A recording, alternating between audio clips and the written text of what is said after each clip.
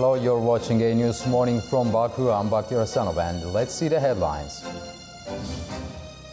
France descends into political turmoil as the French lawmakers vote to oust Prime Minister Michel Barnier. Bitcoin reached historical milestone after breaking the $100,000 barrier for the first time. Scientists send human tissue samples to space, hoping to investigate how microgravity might affect the aging process.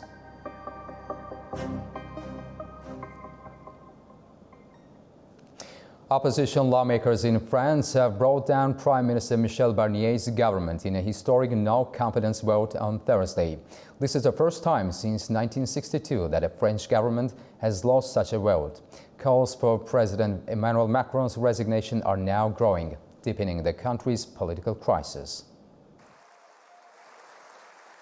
The no-confidence vote in France came after a controversial budget proposal pushed through by Prime Minister Michel Barnier's government. It included tax hikes and spending cuts totalling €60 billion aimed at shrinking the national deficit. Both far-right and left-wing lawmakers opposed the measures, which they claimed would harm the French public. Marine Le Pen, leader of the far-right National Party, spoke about the growing pressure on President Emmanuel Macron, though she's not directly calling for his resignation. I'm not asking for the resignation of Emmanuel Macron. I'm saying there will come a moment when, if we don't take the route of respecting the voters and political forces in elections, well, then the pressure on the president will of course be stronger and stronger. But he's the only one who will make the decision, who will have the last word on whether he wants the French people to vote again before 2027 or whether he wants to stay on the horse at any price, so to speak.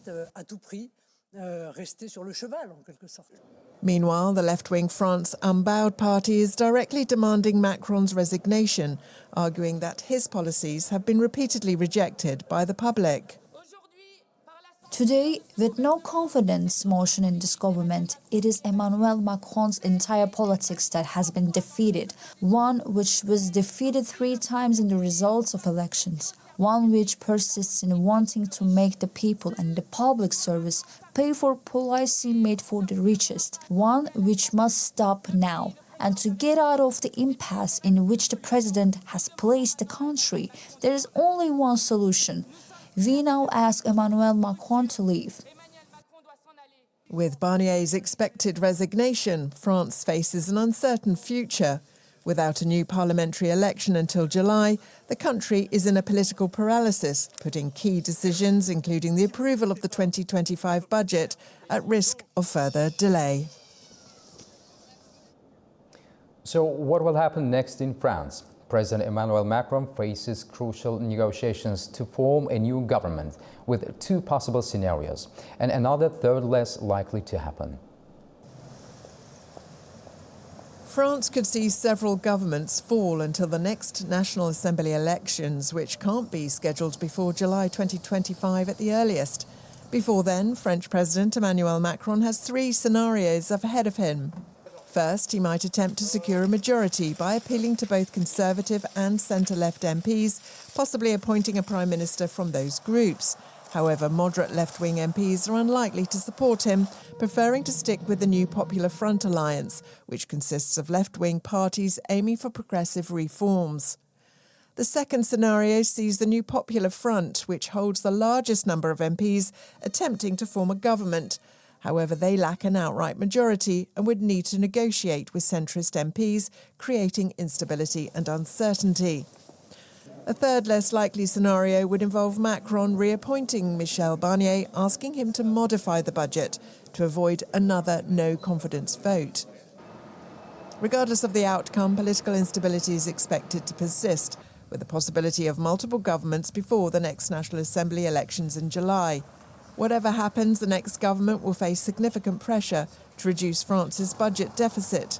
Currently, it's above 5%, well over the EU's 3% target. Meanwhile, for the ordinary person living in France, life can be challenging. This is because there has been a steady rise of poverty over the last 2 decades. According to the latest report from the Inequality Observatory, it shows the number of people living below the poverty line has increased by 1.4 million in the last 20 years. The number of people living in poverty in France has increased by 1.4 million over the last 2 decades, with young people being hit harder than older people, according to the latest report.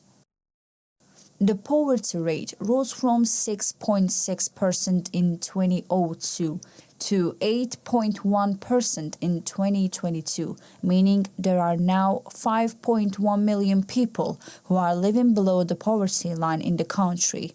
This is based on data from France Statistical Institute. Poverty is defined as having less than 1,000 euros per month for an individual, 1,500 euros for a couple without children, and 2,500 euros for a family with 2 children over 14. Single individuals are twice as likely to be affected as couples. Additionally, the report says 25% of unemployed people live in poverty compared to just 2.9% of salaried workers. The report says that the poverty is gradually expanding across the whole country. This situation underscores a growing challenge for French society, particularly for younger generations and those without stable employment. World media outlets are describing the events in France with phrases such as grave concern, political crisis, and turmoil in Paris. Let's explore their analysis and predictions for the future. The Guardian highlights that the toppling of the government leaves the President Emmanuel Macron facing the worst political crisis of his 2 terms as president. There is uncertainty over how a 2025 budget can be decided, as France faces a growing public deficit, and over whom Macron could appoint as prime minister. It further adds that no new parliament elections can be called before July 2025, narrowing Macron's options faced with a deeply divided National Assembly. In Al Jazeera's report, it's indicated that any new prime minister would face the same challenges as Barnier in getting bills, including the 2025 budget, adopted by a divided parliament. Macron could alternatively ask Barnier and his ministers to stay on in a caretaker capacity while he takes time to identify a prime minister able to attract sufficient cross-party support to pass legislation. A caretaker government could either propose emergency legislation to roll over the tax and spend provisions in the 2024 budget into next year, or invoke special powers to pass the draft 2025 budget by decree, though jurists say this is a legal gray area and the political cost would be huge. France 24, a French state-owned publicly funded international news television network, warns of severe problems awaiting the country due to economic challenges, with markets nervous and France bracing for public sector strikes over the threat of cutbacks that will shut schools and hit air and rail traffic. Here is a growing sense of crisis. The unions have called for civil servants, including teachers and air traffic controllers, to strike on Thursday over separate cost-cutting measures proposed by their respective ministries this autumn, the outlet said on Wednesday evening. The Washington Post warns about the potential dire impact of the political turmoil on financial situation in France. The outlet reports that the political crisis in France is fueling concerns of a financial crisis, as investors worry about the future of curative measures aimed at addressing the country's high budget deficit. The deficit is currently over 6% of GDP, significantly exceeding the European Union's 3% guideline. Meanwhile, the New York Times examines the impact of the political crisis of President Emmanuel Macron's future. According to New York Times, under France's constitution, President Macron will remain in office until his term ends in 2027. However, his political influence is expected to decline significantly. Politicians from both the left and the right have called for his resignation, with analysts noting that Marine Le Pen is particularly keen to push for an early presidential election. Now we turn to Georgia and another day of protests over the government's suspension of European Union accession talks. Let's get more details from Nini Nikolashvili in Tbilisi. Protests escalate in Georgia amidst crackdown on opposition. The protests against Georgian Dream Party have intensified with hundreds arrested and dozens injured, including journalists and civils. The situation on the streets grows increasingly tense. Earlier today, under orders from the ruling party, police raided the opposition party's offices and the houses of activists. Nika Varamia, leader of the opposition party, Afali, has been arrested too. Authorities have accused opposition figures and activists of orchestrating violent groups, further fueling tensions. Critics say that the government is using intimidation tactics to stifle dissent and suppress protests. The unrest began as a peaceful civil movement following Irakli Kopafides' controversial announcement about suspend negotiations with the European Union until 2028. However, the situation escalated when the police deployed tear gas, rubber bullets, water cannons, and beat demonstrators. In response, protesters resisted with fireworks and lasers. For 7 consecutive days, protests have erupted across various Georgian cities, with Tbilisi seeing the largest turnout. Each night, clashes between demonstrators and police erupt nearby the parliament building, making it the epicenter of the resistance. Russian President Vladimir Putin urged the government and central bank to coordinate their efforts to curb high inflation. Speaking at an international investment conference organized by Russia's second-largest lender VTB in Moscow, Putin said increasing the supply of goods and services to match demand was the way to rein in price growth. This after the country's central bank governor said annual inflation at almost 19% is not slowing down as yet. I emphasize this is not an appeal or a wish, but I think a direct call to action. The colleagues from both central bank and the government understand this perfectly well. Armenian Prime Minister Nikol Pashinyan declares Armenia's relationship with the Russian-led CSTO is effectively over, marking a critical shift in the country's security alignment. Speaking in Parliament, Pashinyan stated Armenia considers itself outside the CSTO. He emphasized the country would not interfere with decisions made by member states, but that rejoining the bloc is now highly unlikely. Armenia previously halted financial contributions to CSTO. Mexican authorities have detained more than 5,200 migrants across the country who are heading towards the United States. The major sweep comes after pressure from the incoming U.S. government to crack down on arrivals at the U.S.-Mexico border. The country faces high tariffs of trade. The armed forces have taken an increased responsibilities in public security, particularly in the south, where migrants arrive on foot from Central America.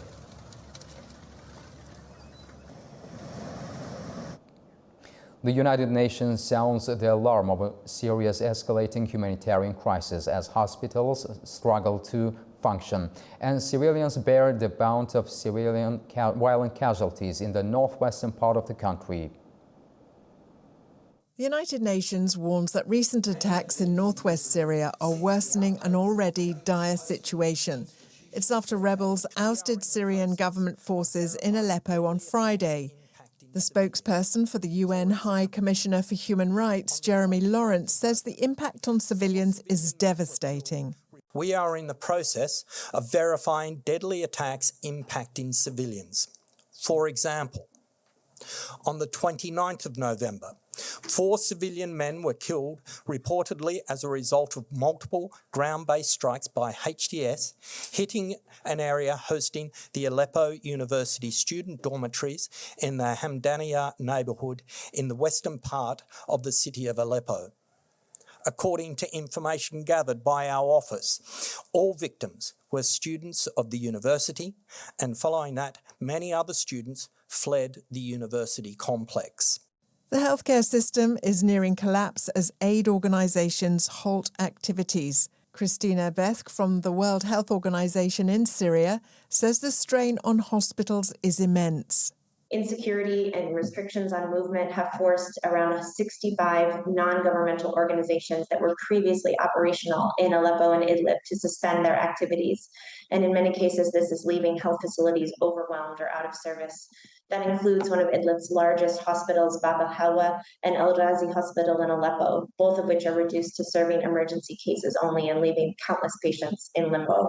With no end in sight to the violence, the UN is urging immediate action from the international community to address the escalating crisis. Bitcoin has hit a record high above $100,000 on Thursday as the election of Donald Trump as U.S. president fuels expectations that his administration will promote a friendly regulatory environment for cryptocurrencies. The world's largest cryptocurrency was last up 8% at $104,000 since Trump's win on the 5th of November.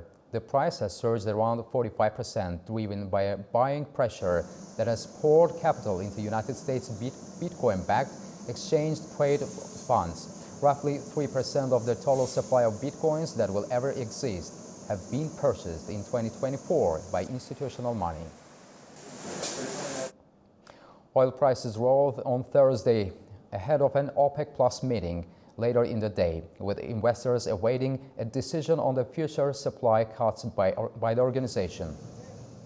Brent crude futures climbed 12 cents to $72.43 a barrel. Meanwhile, U.S. crude futures were at $68.7 a barrel, up 16%. Analysts suggest that political instability in the Middle East also contributes to the rising oil prices. An exhibition in Azerbaijan's capital called Zero Waste features design works made by recycled rubbish. It also showcases photos of endangered and rare species found in the country. The exhibition in Baku will be on display at the Museum of Modern Art from the 26th of November until the 25th of December.